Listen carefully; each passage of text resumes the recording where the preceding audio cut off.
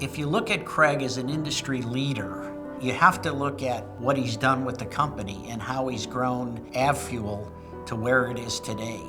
The legacy of Craig Sincock and Avfuel will live on in perpetuity as the biggest aggregator of jet fuel and related products for many, many years to come.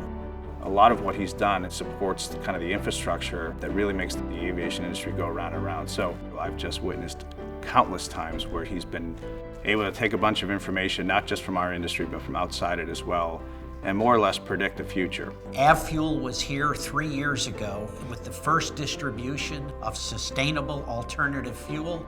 Craig has truly led that movement in our industry.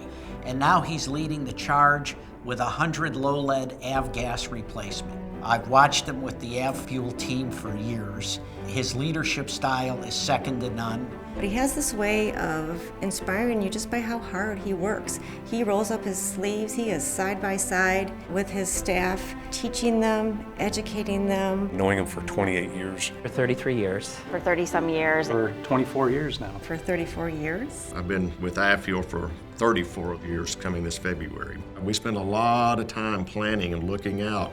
10 years, 20 years. This is not looking at tomorrow. When he's with customers, he is a careful listener, and he'll turn to me and say, Joe, write that down. You're going to follow up with so-and-so and so-and-so.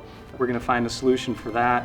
And these are big challenges that he is able to identify out there. As we've gotten bigger, all the things that we used to subcontract, we've started to pull in-house to have better control over those. And we have our own state-of-the-art shop. We have really true industry experts designing and building and maintaining refueler trucks. No one else does that. No one else even considers doing that. In the late 90s, when Avfuel started corporate contract fuel, that was unheard of for a fuel supplier. A lot of questions were raised at that time. Owned FBOs under the Avflight brand, which at the time was somewhat controversial, but every time we look back, those decisions have propelled the company, and they've been the exact right decisions. And as good a businessman as Craig is, Craig's a better person than he's a businessman. Craig also believes in bettering himself as a leader. He always talks about not being the same president or CEO that he was last year. The way that he carries himself and the way he treats Sue is an indication of how he treats the people around him. My wife, Sue, she's been with it for the whole adventure, and it's been an adventure at various times. My son, he's been involved since he was a little guy. Craig loves aviation. He loves to fly. He has flown so many airplanes. He started in a Piper Apache, and now he's learned to fly a Falcon. He also got his ATP rating, which is a pretty amazing thing for a man that works 24/7 to also be going to school to get your commercial rating. Craig really feels like entrepreneurship is one of, if not the biggest way to have an impact on the world, and it gives back in a certain way just by all the people you touch and the careers that you build, but it gives back in another way.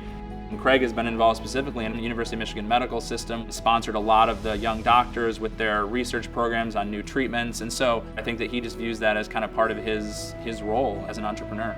What makes Craig an entrepreneur is his willingness to try new things and explore new areas, knowing that maybe they're not going to always work, except Craig always thinks they're going to work, so usually they do. Someone who I look to always when I'm looking at trying to solve a problem or a challenge. Craig would have been good at anything. He would have figured out a way to be good at anything he decided to do. I just think the aviation industry got lucky that he chose getting into the aviation industry.